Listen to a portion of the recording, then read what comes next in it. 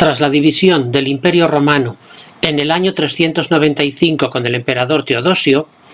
el Imperio Romano de Oriente sobrevivió a las invasiones germánicas y fue progresivamente adoptando rasgos culturales griegos y orientales, convirtiéndose en el llamado Imperio Bizantino,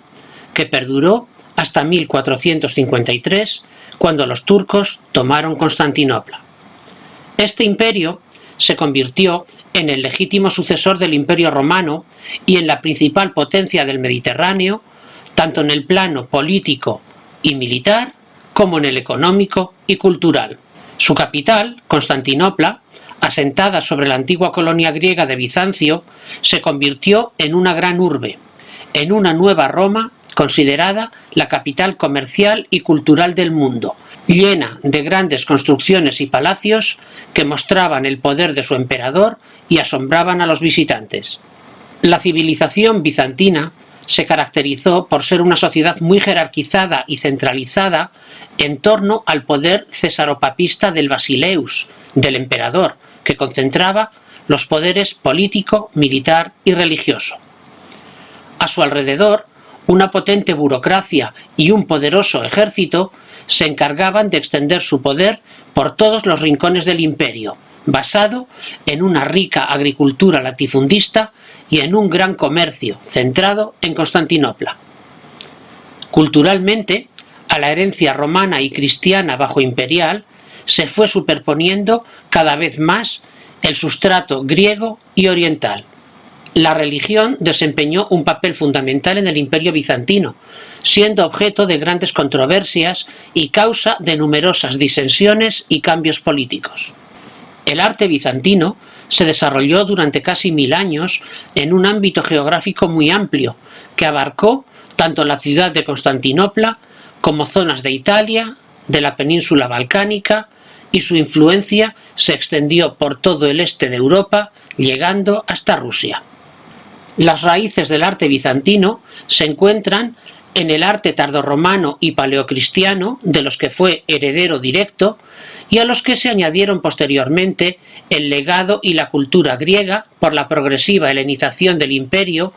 así como influencias orientales, tales como el arte persa sasánida o el islámico. Alcanzó su primera edad de oro en el siglo VI con Justiniano y experimentó, al igual que su civilización, diferentes vaivenes, destacando el periodo iconoclasta, en el que se proscribió la veneración a las imágenes religiosas, y dos nuevas edades de oro a partir de los siglos IX y XIII, en las que se extendió por un ámbito geográfico muy amplio. A partir del legado bajo imperial y de aportaciones propias, la civilización bizantina desarrolló una peculiar concepción simbólico-religiosa del arte, convirtiéndose en un medio de expresión y exaltación del poder imperial y religioso, que prácticamente se identificaban en la figura del Basileus.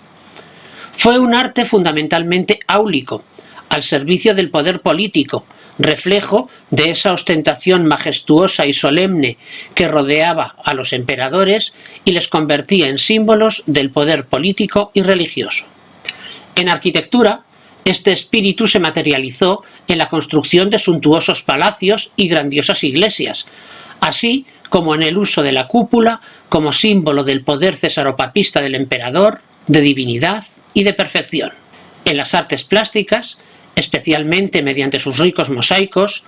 establecieron unos modelos basados en una serie de convencionalismos que contribuyeron a recrear una imagen espiritual, lejana y majestuosa del poder imperial, así como a fijar el dogma religioso a través de modelos fijos e inamovibles que facilitaban su comprensión y que tendrán enorme trascendencia en el mundo medieval.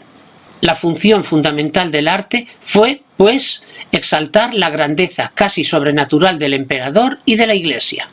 así como adoctrinar al pueblo en los dogmas políticos y religiosos que sustentaban el poder del Basileus y de la Iglesia cristiana. La arquitectura bizantina fue heredera de la romana, empleando materiales, técnicas y elementos constructivos de origen romano.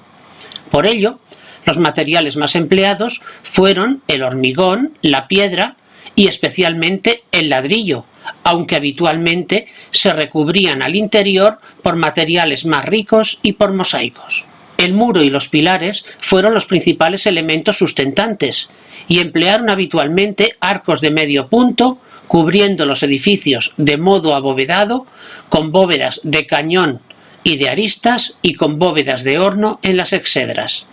Sin embargo, su elemento más característico fue la cúpula, en ocasiones de proporciones gigantescas y ejemplo de su concepción simbólico-religiosa del arte, como imagen de la bóveda celeste y del cosmos, así como de la perfección divina encarnada en la tierra a través del propio poder cesaropapista del emperador. La principal aportación bizantina a este sistema fue el empleo de las pechinas, triángulos curvos sobre los que se apoya la cúpula y que transmitían los empujes a grandes pilares, permitiendo pasar de la planta cuadrada al círculo de la base de la cúpula. La otra gran solución arquitectónica del arte bizantino fue contrarrestar, como ocurre en Santa Sofía, los empujes de la cúpula no solo mediante grandes contrafuertes, sino empleando bóvedas de cañón transversales y semicúpulas que transmitían lateralmente hacia el exterior las enormes presiones que ejercía. La arquitectura bizantina, como la romana, dio mucha más importancia al espacio interior de los edificios que a su espacio exterior. Interiormente se revestían con un aspecto deslumbrante y ostentoso a causa de los mármoles, mosaicos y lujosos materiales que se empleaban. Sin embargo, frente al estatismo interior de la arquitectura romana, la concepción espacial bizantina era mucho más abierta, fluida y dinámica, llegando a recrear espacios continuos mediante el uso de la curva. Los exteriores de los edificios se sacrificaron a esos lujosos interiores y se caracterizan por sus volúmenes netos y escalonados y por mostrar los elementos estructurales principales que sirven de sustento a la construcción. La luz también jugó un importante papel simbólico como una emanación de la luz divina y del propio emperador, y que, junto con los mosaicos, contribuía a desmaterializar el espacio y hacer que las enormes y pesadas cúpulas parecieran flotar en el espacio. Los bizantinos emplearon tanto las plantas basilicales de herencia romana y paleocristiana, como las centralizadas de forma circular, octogonal o de cruz griega, y basadas en la cúpula, derivadas de los baptisterios y martiria paleocristianos. Incluso llegaron a integrarlas, como ocurrió en Santa Sofía, que combinaba una planta basilical de 3 naves con nártex y una planta central, en torno a la enorme cúpula que domina el espacio. Una innovación propiamente bizantina fueron las iglesias con planta de cruz griega con cúpulas sobre tambores en el centro y sobre cada uno de sus brazos o en las esquinas, modelo que se extendió tanto hacia Italia y Grecia como hacia Rusia y los países eslavos. Si bien los bizantinos emplearon órdenes arquitectónicos basados en el corintio bajoimperial, habitualmente muy simplificados y tallados a trépano, semejantes a nidos de avispa,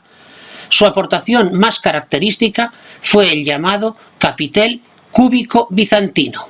que consta de un cuerpo inferior troncocónico invertido y otro cuerpo superior muy desarrollado, llamado cimacio, y que habitualmente se decoraba con motivos religiosos o simbólicos.